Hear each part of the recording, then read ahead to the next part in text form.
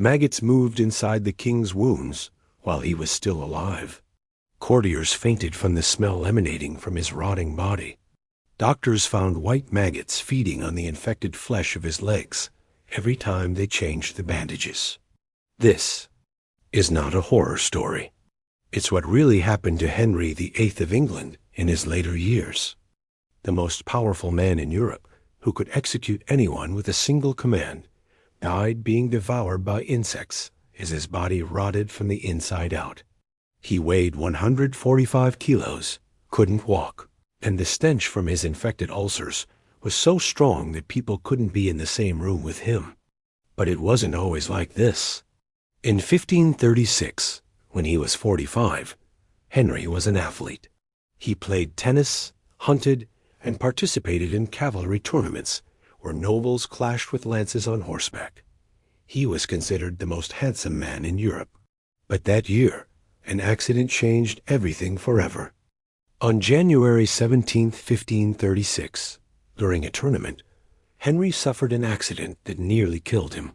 His horse, which weighed over 900 kilos, fell on him, crushing him completely. The king remained unconscious for 2 hours, and doctors thought he was dead. But when he awoke, something terrible had begun in his right leg. The fall had caused a deep wound on his thigh that would never heal. At first, it looked like just a cut, but as the months passed, it became much worse. The wound became infected and began to fester, creating an ulcer that grew larger every day. The doctors of the time knew nothing about infections or bacteria. They tried to treat him with remedies that actually made things worse. They put rotten herbs on the wound, cauterized it with red-hot irons, and even poured animal dung on him, thinking it would help. Each treatment made the infection spread further. But the leg wound was just the beginning. Enrique also developed varicose veins that constantly burst, creating more ulcers on both legs. His body began to swell grotesquely. His doctors had to bandage his legs every day, but the blood and pus would seep through the bandages within hours. The smell was unbearable. Contemporary documents describe the stench emanating from the king's wounds as so strong that people couldn't stay in the same room. Some courtiers fainted from the odor. Flies were constantly attracted to him and began laying eggs in his open wounds. Yes, you heard that right. Fly larvae began to grow inside the king's ulcers. These larvae, known as maggots, fed on Henry's rotten and infected flesh. Doctors tried to remove them, but it was impossible to find them all.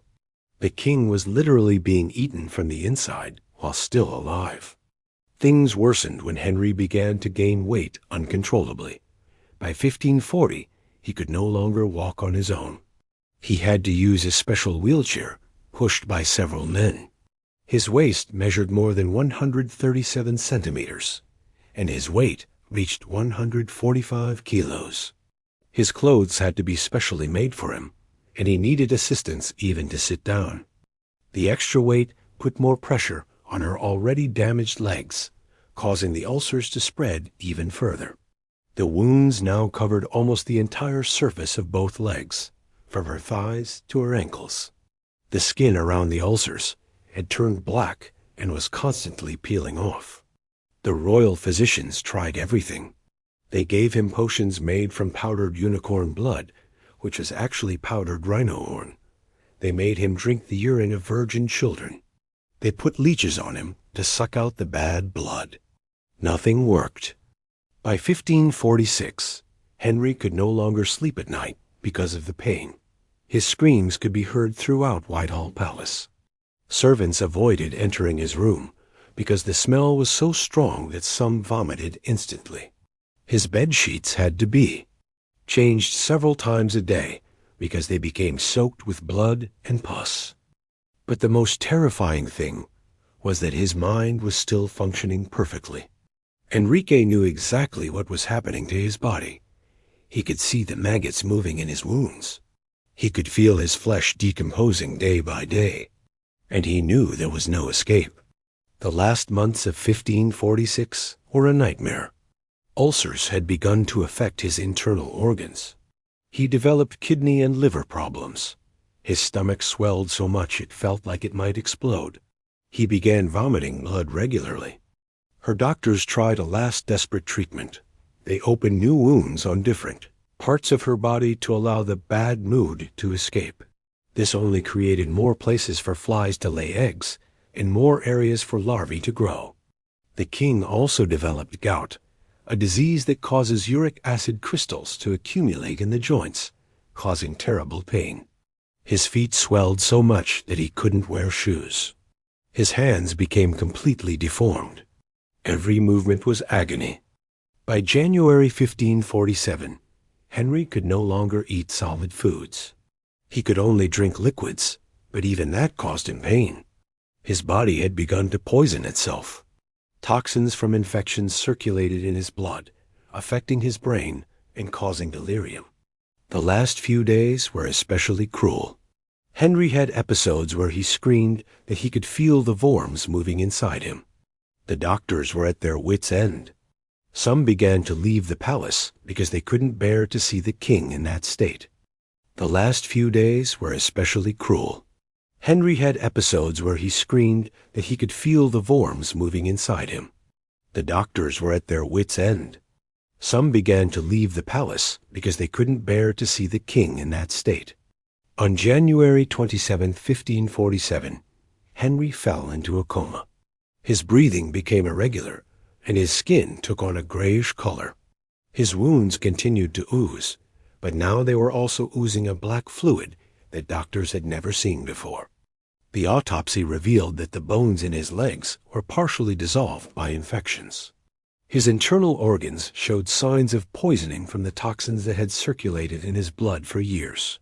His heart was enlarged due to the strain of pumping blood through such a heavy and diseased body.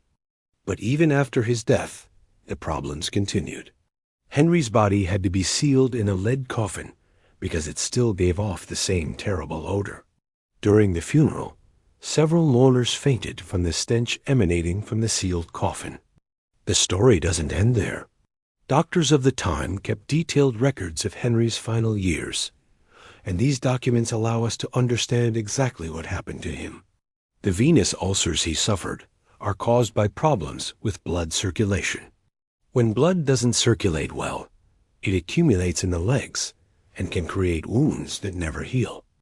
In Enrique's case, his extreme obesity and lack of exercise after the accident caused his circulation to worsen. The wounds became infected with bacteria that his immune system couldn't fight. Without antibiotics, which wouldn't be invented until 400 years later, the infections simply continued to grow. The larvae they found in his wounds were actually baby flies that had hatched there.